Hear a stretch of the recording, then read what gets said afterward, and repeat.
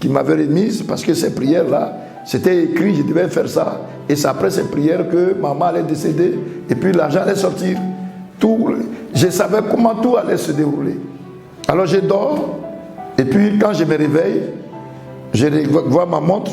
Sur ma montre, je vois que l'aiguille est sur 8. Je pensais à 20h parce que c'est vers 18h, 19h que j'étais rentré. Je pensais à 20h. Mais je vois la lueur du jour qui rentre dans la maison, j'ouvre la fenêtre. Je vois les gens sont dehors. Il est 8h le lendemain. J'ai dit, mais comment? Qu'est-ce qui a pu se passer? Mais d'habitude, même si je somnole, je vois des choses. Quand je dors en rêve, les esprits me promènent partout, me montrent comment je vais être riche. C'est à minuit que je devais faire les incantations.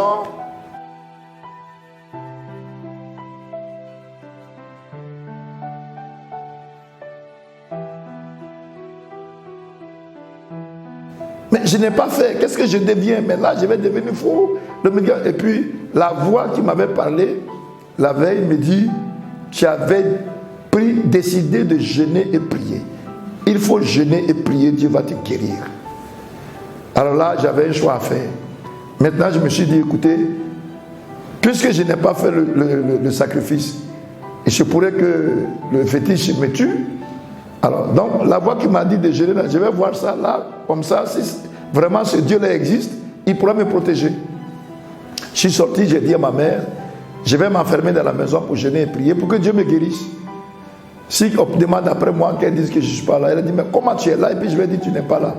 Quand j'ai commencé à parler, parce que j'étais très violent, j'ai frappé maman, j'ai frappé papa, alors que j'étais leur unique enfant. Quand j'avais besoin d'argent qu'ils ne voulaient pas me donner, eh bien, je devenais très violent. J'étais vraiment insupportable. Alors elle m'a dit, pardon ce matin, va, je ne dirai rien à personne. Je me suis enfermé. Bon, je ne sais pas comment les chrétiens prient, je n'ai jamais été à l'église. Et puis il faut jeûner et prier. Bon, je sais que les gens font carême, ce qu'ils appellent carême, à l'église catholique, je vois, mais je ne sais pas. Bon, j'ai le Nouveau Testament qui est là, bon, c'est pas ce que je vais lire. J'aimais vraiment la lecture, donc j'avais beaucoup de livres, les romans policiers, les Gérard Devilliers, les Plombs et tout. J'avais tous ces romans. J'ai commencé à les lire. J'avais une petite valise. Et cette petite valise-là était remplie de fétiches, était remplie de toutes sortes de fétiches, puisque je vous ai dit que c'est dans cette ambiance que j'ai grandi. J'avais des livres de magie, des livres de Rose-Croix, Amorque. Je lisais tout cela. Et puis, donc j'ai commencé à apprendre. Je vous ai dit qu'on était vers la fin des années 80, mais le multipartisme avait des tracts de multipartisme. Donc j'ai commencé à lire tous ces ouvrages-là jusqu'à 18h. Alors vers 18h, je me suis dit, bon, c'est à 18h on coupe carême. Donc je vais couper carême. Alors j'ai dit, bon Dieu, on dit que tu existes. Bon, tu dis que tu me demandes de jeûner et prier. J'ai jeûné, j'ai prié. Il faut me guérir maintenant. Alors je connaissais une phrase, parce que j'avais vécu avec des parents témoins de Jéhovah. À chaque repas, il y a lecture. C'est pourquoi c'est une très belle habitude. Il y avait lecture de la Bible et ils priaient. Et quand ils terminaient leur prière, ils disaient toujours, nous avons prié par l'entremise du sang de Jésus. Et nous tous, on disait Amen. Fini de jeûner et prier, il faut me guérir maintenant. J'ai prié par l'entremise du sang de Jésus. Amen. Et je suis sorti. Dès que je suis sorti, ma maman m'a dit, bon, viens, tu vas aller dans mon village, dans son village, qui est à quelques kilomètres, parce qu'elle cherchait des remèdes partout, tout médicament que je pouvais faire pour être guéri. Donc elle m'a dit, j'ai vu quelqu'un là-bas qui a un bon médicament, va chercher. Alors, je suis parti, elle m'a donné du bon transport, elle m'a donné 200 francs. J'ai payé 100 francs olympiques, ça fait 12. Arrivé sur la route, je suis rentré en brousse, j'ai fumé une cigarette et puis une boule de drogue pour couper le jeûne. C'est avec ça que j'ai coupé le jeûne. J'ai commencé à traîner. Parce que quelqu'un qui a des poumons qui sont malades et qui met drogue et cigarette, et je ne marche plus, je traîne à peine. Et puis, c'est là que je vais voir pour la première fois que Dieu existe. Je vais voir pour la première fois que Dieu existe. Comment? Eh bien, à environ 200 mètres de mon village maternel, j'étais arrivé au niveau du cimetière, je voyais le village un peu, je voyais déjà à peine le village, et puis une forte pluie venait par derrière. Ce genre de pluie que lorsque si vous pouvez courir, vous pouvez vous abriter, elle venait fortement. J'ai vu que si je pouvais courir, je n'allais pas être mouillé. Mais j'ai vu aussi qu'avec mes poumons, je ne pouvais pas courir. Alors, je me suis souvenu, j'avais le Nouveau Testament, ma drogue était dedans. Je me suis souvenu et puis j'ai dit, bon voilà, j'ai levé ma tête vers le ciel, j'ai dit, Dieu, on dit tu es dans le ciel, que c'est là-bas que tu habites, et que la Bible, là, ce livre, la Bible, c'est ta parole. Si c'est vraiment cela, que cette pluie qui vient par derrière là, tu sais que je ne peux pas courir. Si je sais, je vais mourir, je vais tomber, je vais mourir. Non, fais en sorte que cette pluie ne me mouille pas. Pour ne pas qu'elle mouille aussi ta parole, si tu es vraiment dans le ciel. J'ai prié par l'entremise du sang de Jésus. Amen. Et j'ai commencé à partir. Et je vous assure, la pluie me suivait. Et elle me suivait, elle me suivait. À un moment donné, parce que je ne suis pas quelqu'un qui croit facilement. Non, non, non. Je me suis arrêté pour voir si c'est parce que je marche là, j'essaie de partir que la pluie. Je vois la pluie est là quelque part. J'ai fait quelques 35 secondes. Ça ne bouge pas. J'ai dit ok. Et quand j'ai commencé à bouger, la pluie est venue là où j'étais arrêté. La pluie est arrivée là-bas. Elle m'a suivi jusqu'à ce que je rentre dans le village. Je rentre dans la maison pour que la pluie se répande sur tout le village. Là, j'étais bouleversé. J'ai commencé à croire que Dieu existe et qu'il est vraiment dans le ciel et que celui qui est la Bible est sa parole. J'ai donc enlevé la drogue. Ce jour-là, très tôt, je suis allé me coucher. Mes amis m'appelaient parce que habituellement c'était comme ça qu'on faisait, de venir avec la drogue. J'ai dit non.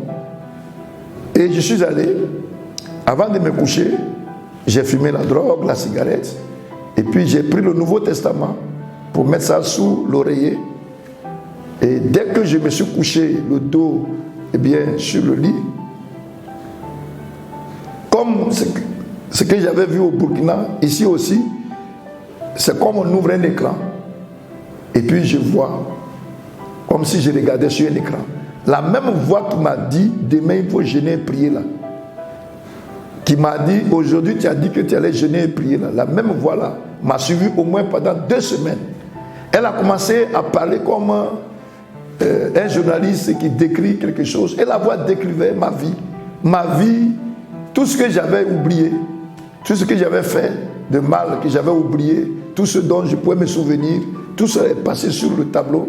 Et la voix me disait, voilà tout cela. Et voilà même ta maman. L'image que j'avais vue quand j'ai fait le fétiche, l'image que j'avais vue, l'image du sacrifice de ma mère, cette image a été la dernière. Cette image passe et puis la voix me dit, tu vois, tu allais sacrifier ta mère, tu allais la tuer. Mais c'est Dieu qui t'a créé. Et le Dieu qui t'a créé là, il t'a créé pour que tu sois heureux. Il t'a créé pour que toi, il marche avec toi, pour que tu puisses le servir. Mais c'est tout ce que tu fais là qui fait que ta vie tourne en rond. Alors, regarde maintenant. Le tableau change et puis je vois une église en papeau, en bambou, un petit coin. Une église qui est dans mon village. Mais je n'avais jamais demandé le nom. Quand il prie, il dit Alléluia. Non, on les appelait les Alléluia. Et le responsable de l'église là était en train de chanter. Et la voix me dit, va dans cette église, il faut me servir, je serai avec toi. Et puis je me suis ressaisi, puisque je ne dormais pas. Mais cette fois-ci, quand je me suis ressaisi pour la première fois, moi qui frappais, moi qui blessais, moi qui tuais, sans état d'âme, qui pourrait me frapper pour que je pleure? Mais je vous l'avoue, quand j'ai mis mes 2 pieds par terre, après cette scène, j'ai regretté ma vie. J'ai regretté tout ce que... Et j'ai fondu en sanglots, j'ai commencé à pleurer. Chaudement, chaudes larmes, mes larmes coulaient. Je pleurais. Pourquoi j'ai fait tout cela? J'ai regretté. Et comme le sommeil, c'est presque la mort, un moment fatigué, j'ai dormi. Le matin, très tôt, je me suis levé pour retourner chez moi. On m'a dit, mais le médicament qu'il était venu prendre, il dit, c'est pas la peine. Il ne fait pas jour encore, il dit, c'est pas la peine. Et en allant sur la route, la voix dit, mais jette la drogue, jette la cigarette. Et j'avais maintenant peur, j'ai pris la cigarette, la drogue, j'ai tout jeté. Et puis j'ai nettoyé le Nouveau Testament, la Bible, là, j'ai nettoyé. Bon, et arrivé au milieu de la route, je vais faire la deuxième expérience avec Dieu. Je ne sais pas ce qui m'est arrivé, mais une grande joie a envahi tout mon être. J'étais tellement content que j'ai commencé à rire. Et j'ai riais aux éclats. J'ai riais fortement.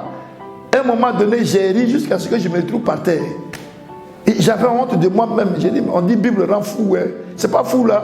Et quand je pense, j'ai ri. Les herbes même, on dirait les herbes parlent pour dire, mais toi, un grand monsieur comme ça, pourquoi tu ris seul? J'ai honte des herbes, je cache mon visage, mais j'ai ri. Et à un moment donné, quand j'ai fini de rire, que ça cessé, je me suis levé, je me suis senti léger. Je ne savais pas, mais je venais d'être guéri. J'étais devenu léger, j'ai marché, je suis arrivé au village, la voix dit, allez prendre de l'eau, va te laver. Pour enlever l'odeur de cigarette sur toi, et je suis rentré, je me suis lavé. Et puis j'ai appelé mes amis du village, j'ai écrit mon nom, Dibé Toru Fulgence. Et puis, John Serpico, là, j'ai barré. Je leur ai dit à partir d'aujourd'hui, là, ne m'appelez plus John Serpico, à partir d'aujourd'hui, mon nom c'est Dibé Toru Fulgence, c'est tout. Et puis, c'était un samedi. Bon, eux aussi, ils ont dit, nous n'allons plus fumer. J'ai dit, je ne fume plus. Ils ont dit, pour moi, là, c'est affaire de Dieu. J'ai parlé de Dieu sans savoir trop ce que je pouvais dire, mais il dit, mais c'est affaire de Dieu. Le lendemain, dimanche, j'ai vu celui que j'avais vu dans la vision. Je suis allé vers lui. À quelle heure vous allez dans votre église? Je vais aller aussi. Il dit oui. Il dit alléluia. Il dit fais doucement. Il dit non, jeune frère, tu sais, nous prions beaucoup pour toi. Tu es intelligent. Et tu es bien, mais à un moment on sait que tu es aussi violent. Tout cela, donc je ne peux pas m'approcher de toi, mais j'ai prié pour toi. C'était un homme adulte. Et qui était chrétien en ville, qui était à la retraite, il était venu au village, c'est comme ça qu'il était venu avec. Il avait ouvert l'église dans le village. Donc on l'appelait même l'église par son nom. Je ne connaissais même pas le nom de l'église, mais c'était par son nom qu'on appelait l'église. On est parti à l'église ce jour-là. Et puis, avant de rentrer, mon Nouveau Testament que j'avais toujours ce jour-là, j'ouvre et je tombe sur un passage qui dit, aussi longtemps que je suis vivant, dit l'Éternel, tout homme tombera à genoux et chacun rendra compte à Dieu à haute voix de tout ce qu'il a fait. J'ai dit, à cause ça vous criez dans votre église là. On dit chacun rendra compte à Dieu à haute voix. Il dit, il faut rentrer. C'est français courant. Dans le livre des Romains. On est rentré. Après la prière, après le culte, bon, à un moment donné, bon, j'étais plein de poussière. Je lui ai dit, mais pourquoi il y a poussière sur moi? On dit, ah, on a prié pour toi. Hein. Quand on priait pour toi, là, il y a des démons qui sont sortis de toi. J'ai dit, ah, mais là, c'est bon. Arrivé à la maison, le soir, ils sont venus me voir. Frères et sœurs en Christ qui m'écoutaient, c'est une très bonne chose. Quand quelqu'un vient à l'église pour la première fois, rendons-lui visite. S'il ne m'avait pas rendu visite, peut-être que je ne sais, ce que Dieu allait faire n'allait pas avoir lieu, peut-être. Je dis bien peut-être parce que Dieu, il est souverain, il a toujours plusieurs façons de faire. Mais ils m'ont rendu visite ce soir-là. Et je rends gloire à Dieu. Mon épouse actuelle était parmi le groupe. Ils sont venus, ils ont dit, mais comment tu as fait pour venir à l'église? Je leur ai raconté tout cela. Je dis, c'est Dieu qui t'a appelé. Ça, c'est l'appel de Dieu. Et ils étaient contents, je ne sais pas, mais ils étaient contents. Ils ont prié avec moi, ils sont partis. Dès qu'ils sont partis, que je suis rentré dans ma chambre, la voix me dit, va dans la chambre de tes parents. Et le canari qui est là-bas, là, alors fais sortir ça. Ton âme était là-bas, mais ton âme n'est plus là-bas. Ça est dans la main de Jésus. Je suis allé, j'ai tapé à la porte de mes parents. Ma maman est bien chaude, mon père était très calme. Je rends gloire à Dieu parce que maman vit encore jusqu'aujourd'hui. Elle a plus de 100 ans, elle vit encore aujourd'hui. Par la grâce de Dieu. Alors ils ont ouvert la porte. Maman dit, il y a quoi? Elle parlait, j'ai dit, ouvrez. Ils ont ouvert la porte. Directement, je suis allé à l'angle de la maison où il y avait un canari renversé. Ce canari renversé là était le lieu, c'était l'hôtel où ma maman adorait les esprits à cause de moi. Parce que si elle ne le faisait pas, chaque jeudi, elle devait faire prendre de la graine qu'elle pilait sans préparer. Elle prenait le jus de la graine non préparée. Elle prenait des lignames blanches, de l'œuf. Elle malaxait avec sa main. Et elle partait mettre sur ce canari-là, renversé. Et puis quand j'étais là, elle me prenait le jaune de l'œuf qu'elle me mettait au niveau du visage. Si elle ne le faisait pas, je tombais malade gravement. Et le jour même, mes parents allaient quitter l'ancienne maison pour venir dans la nouvelle maison où nous étions. c'est le féticheur qui est venu en transe avec des chants. Il a déplacé ce canari-là pour le mettre dans la nouvelle maison. Et moi, je rentre ce jour-là subitement, je prends le canari, je le soulève, maman a commencé à pleurer. Mon papa est resté tranquille, il tremblait de tout son corps, parce que pour eux, j'allais mourir. Et je leur ai dit, papa, maman, ce canari-là, c'est dedans que se trouvait mon âme, c'est là que vous adorez ce canari, mais maintenant mon âme est dans la main de Jésus. Mon papa dit, mais qu'est-ce qui te prend? Dans notre village là, c'est nous qui sommes les chefs de l'église catholique. Moi, ton père là, je suis président du secours catholique, ta mère est trésorière. Le premier mari de ta maman, c'est lui qui a envoyé l'église catholique dans la région. Alors, qu'est-ce que tu veux nous apprendre? Je leur ai dit, mais quand on vous envoie la lettre là, qui lit la lettre pour vous expliquer? Parce que vous n'êtes pas parti à l'école. Il dit, c'est toi qui lis la lettre. Il dit, très bien, la Bible là, c'est la lettre que Dieu vous a envoyée. Je vais lire, vous allez comprendre.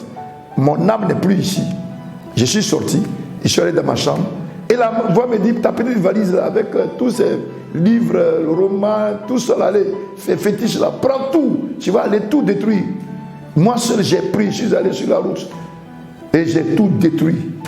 J'ai parlé, je ne sais pas, mais les mots venaient, je parle, que je ne veux plus de vous et tout cela. Je suis maintenant avec Jésus, j'ai brûlé.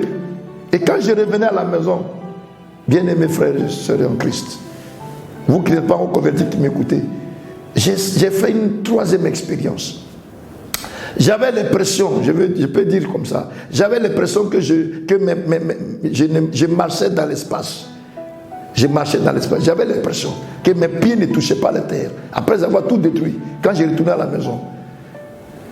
J'avais l'impression, parce que je ne peux pas décrire ça. Mais ce que je sais, c'est qu'aujourd'hui où je parle avec vous, si dans le monde spirituel, c'est-à-dire dans un songe, dans une vision, je suis attaqué, ou bien je dois, par exemple, évangéliser un village, ou bien une ville, c'est comme ça, je suis suspendu et je parle. Ou bien quand il y a un danger, dans le son, je suis suspendu comme ce jour-là, je me sentais dans l'espace là, et je parle et Dieu fait des choses extraordinaires. Donc ce jour-là, arrivé à la maison, je me suis mis à genoux, j'ai prié. Je venais d'aller à l'église pour la première fois le matin, et le soir j'ai prié. Le matin, mon père et ma mère m'ont appelé, ils m'ont dit, mais qu'est-ce qui se passe? La nuit là, qu'est-ce que tu as fait? J'ai dit non, le canari. Il dit non, pas le canari. Mais quand tu priais là, la maison là était secouée. C'est comme un tremblement de terre. On dirait la maison allait sortir de sa fondation et puis s'écouler. Donc ta mère et moi, le lit même était secoué, on s'est attrapé. C'est quand tu as arrêté la prière là que tout est devenu calme. Donc ta prière, c'est quelle prière? Il dit c'est prière de Jésus. Voilà comment je suis parti à l'église. Et puis, la semaine qui a suivi, parce que je ne pouvais pas aller à la selle à cause de la drogue. Quand je vais à la selle, c'était le sang seulement qui sortait. J'étais malade, je me purgeais, mais rien ne sortait. J'étais très malade avec les poumons. La semaine qui a suivi, il y avait une évangélisation. Pendant qu'on travaillait à recevoir les gens, j'ai senti comme un coup au niveau de mon dos. Je suis allé à la selle. Mais ce qui est sorti de moi, je venais d'être libéré, j'ai senti la fraîcheur. Et quand je suis sorti de là, j'ai commencé à chanter. Que c'est merveilleux, vraiment merveilleux, d'abandonner ce monde et suivre Jésus et devenir ami du Seigneur Jésus. Que c'est merveilleux, vraiment merveilleux. En tout cas, dans la semaine, dans les quelques jours où je partais à l'église, c'est le chant que j'avais retenu. Et ça qui était venu. Depuis ce jour, je suis guéri parce que quelques années plus tard, eh bien, Dieu m'a fait la grâce de me marier avec, comme je l'ai dit tout à l'heure, une fille qui était dans le groupe. Eh bien, je me suis marié à elle. Aujourd'hui, nous avons 3 enfants. Et je parlais que de Dieu partout. Je ne voulais plus aller en ville. Au départ, mes parents n'ont pas accepté que je reste au village. Et ils se sont fâchés, ils m'ont même mis dehors. Mais après, ils m'ont rappelé parce qu'ils voyaient que j'étais plus dans la drogue. Tout ce que je faisais, je ne faisais plus tout cela. J'avais repris la forme. Et donc, je partais voir les pasteurs et un jour ils m'ont dit, j'ai expliqué tout ce qui m'arrivait, j'ai expliqué à mon pasteur, il dit ce qu'on appelle l'appel au ministère. Donc tu vas servir Dieu. En tout cas, on allait parcourir les villages. Et quand on parcourait les villages, on priait, Dieu faisait des choses extraordinaires. Les malades guérissaient, les gens qui avaient des démons étaient délivrés dans la région je suis de la région de Lakota, du canton des Bois. Je fais ces précisions pour que celui qui écoute, qui entend, sache que c'est exact ce que je suis en train de dire. Et puis, c'est ainsi que j'ai été déclaré donc mon appel au ministère. On m'a envoyé à une pastorale et puis on m'a présenté. Le jour où j'ai fait le texte, mais avant de faire le texte, d'entrer à l'institut, je vous dis que cette jeune fille que j'avais rencontrée, qui m'avait invité à l'église, j'ai cherché à la rencontrer, mais jusqu'à aujourd'hui, je ne l'ai jamais vue. Elle m'a dit qu'elle était la sœur à la femme qui vendait la ticket. J'ai décrit la fille auprès de la femme, elle dit qu'elle ne l'a jamais connue. Alors si elle vit, c'est un être humain, je la salue et je la remercie de m'avoir fait partir à l'église ce jour-là.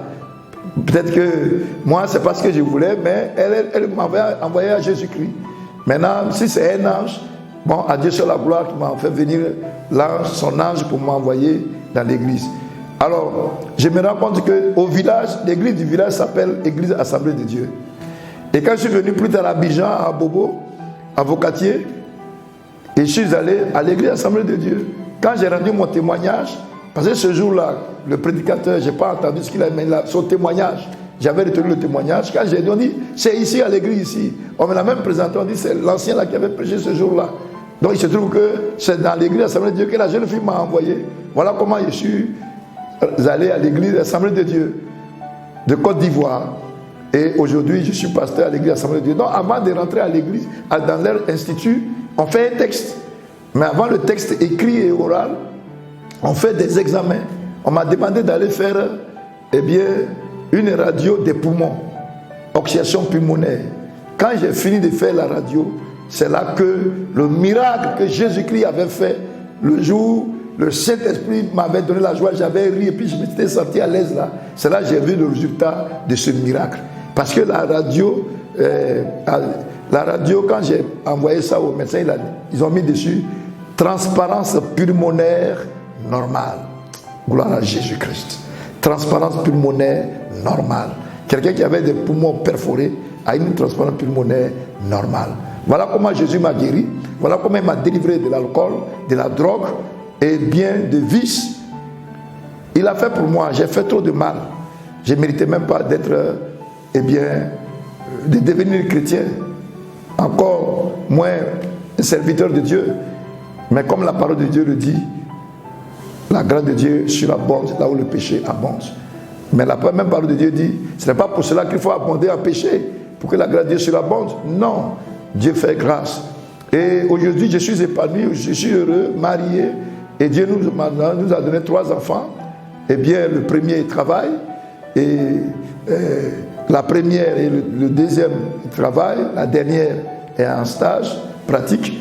Après son BTS ou licence 1, licence 2, parce qu'ils font les mêmes choses dans l'établissement. Nous sommes heureux, nous sommes épanouis. Je l'ai dit, je suis auteur de 10 livres. Je suis un pasteur comblé par la grâce de Dieu. Mais je crois, avant de terminer, que si cette grâce que Dieu m'a accordée demeure aujourd'hui toujours, c'est parce que je suis resté fidèle à Dieu. Et cette fidélité a commencé le jour où, 3 jours après ma conversion, j'ai jeûné, j'ai lisé la Bible et puis j'ai vu, il est écrit, si vous ne pardonnez pas à ceux qui vous ont offensé, Dieu non plus ne vous pardonnera pas vos offenses. J'ai dit quoi? Donc tout le mal que j'ai fait, pour que Dieu me pardonne, il faut que je pardonne. Dois-je aussi pardonner aux gens de ce village-là qui m'avaient mis nu là? Ça fait que je n'ai plus mangé, donc j'ai jeûné. Et le lendemain, je suis allé voir le responsable pour lui dire, allons dans le village, je vais faire la paix avec les gens là-bas. Il a dit non, je peux t'accompagner partout sauf là-bas, parce que toi je te connais. Tu es trop violent, il ne faut pas aller faire des bagarres là-bas. J'ai dit non, Jésus m'a dit que si je ne pardonne pas, je ne peux pas être pardonné. À force de parole, il a accepté, puis on est parti. La première personne chez qui nous sommes allés, c'est le monsieur qui m'avait donné un coup de poing dans la foule, et puis mes dents avaient blessé ma langue là. C'est chez lui, il était assis dans sa foule. Quand il m'a vu, il nous a vu net, il a fui, il est allé dans sa maison. Le responsable l'a trouvé là-bas, c'est parce qu'ils ont dit, et puis il est revenu. Ils sont sortis, je suis allé, je lui ai dit, grand frère, je crois que ce que tu m'avais fait là, tu ne savais pas ce que tu avais fait. J'ai médité des choses méchantes contre toi. Pardonne-moi. Tu m'avais tapé sur la bouche, je te pardonne. Parce qu'il est écrit dans la Bible, si tu ne pardonnes pas, Dieu non plus ne te pardonnera. J'ai fait la paix avec tous ceux du village, tous ceux qui m'ont frappé. J'ai pardonné à tout le monde. Voilà comment j'ai été guéri miraculeusement par le Seigneur. Voilà comment j'ai rencontré Jésus-Christ. Aujourd'hui, il m'a restauré. Je ne sais plus faire le karaté encore. Je ne sais plus faire. Néanmoins, j'ai fait quelques footings pour garder la forme, pour ne pas trop grossir. Depuis lors, le Seigneur m'a béni. Mon frère, toi qui m'écoutes, quel que soit ton péché, quelle que soit la vie que tu as menée, essaie Jésus-Christ. Il faut l'essayer aussi. Tu as tout essayé. Je ne sais pas dans quelle situation tu te trouves, mais il faut essayer Jésus. Grâce à Jésus, je n'ai pas tué ma mère. Jusqu'aujourd'hui, elle vit encore. Grâce à Jésus, j'ai retrouvé de nouveaux poumons. Je ne sais pas quelle maladie tu traînes. Je ne sais pas si tu es au bout du souffle. Tu ne sais plus que faire. Je te conseille Jésus. Essaie Jésus. Il est tout puissant. Il te guérira. Rentre dans ta maison. Bien là où tu es. Si tu es en ce moment dans le lit de l'hôpital, ou même tu manques même de voix, mais au fond de toi, il faut dire, Jésus, ce que je viens d'entendre là, de la même manière que tu lui as fait la grâce, tu as fait la grâce au pasteur Dibeu, Tori Fulgence, alias Dito Ful, de la même manière que tu lui as fait grâce et tu l'as sauvé, accorde-moi cette grâce. Il va te sauver, il va te rencontrer. Car il le fait encore aujourd'hui. Il me fait encore cette grâce. Partout où je passe, eh bien, il sauve des âmes. Il délivre des âmes. Il guérit des corps. Il fait des choses extraordinaires. Et pendant que tu écoutes mon témoignage, le Seigneur me convainc que ce qu'il a fait pour moi et que je suis en train de dire, si tu le crois et que tu crois que c'est vraiment Jésus qui l'a fait et que ce Jésus est réel et qu'il est vivant, c'est vrai, il est mort, mais il est ressuscité. Il a reçu tous les pleins pouvoirs de dominer dans les cieux, de dominer sur la terre. Si tu le crois, à l'instant où tu écoutes, en ce moment même, Jésus te sauve, Jésus te guérit, Jésus te délivre. C'est en même temps ce que je dis, c'est en même temps une prière que j'ai formulée pour toi qui écoutes. Essaie Jésus-Christ. Tu as tout fait. Tu n'arrives pas à abandonner la drogue. Parce que c'est difficile. La cigarette, non, c'est difficile. Quelqu'un peut pas décider, je laisse la cigarette, puis laisser d'un coup. C'est très difficile. Toi-même, tu sais que tu as mal dans ton corps. Tu as envie de laisser, tu n'y arrives pas. Essaie Jésus-Christ. Viens à Jésus. Par mon témoignage, Jésus t'appelle. Viens à lui et tu ne seras pas déçu. Shalom à tous.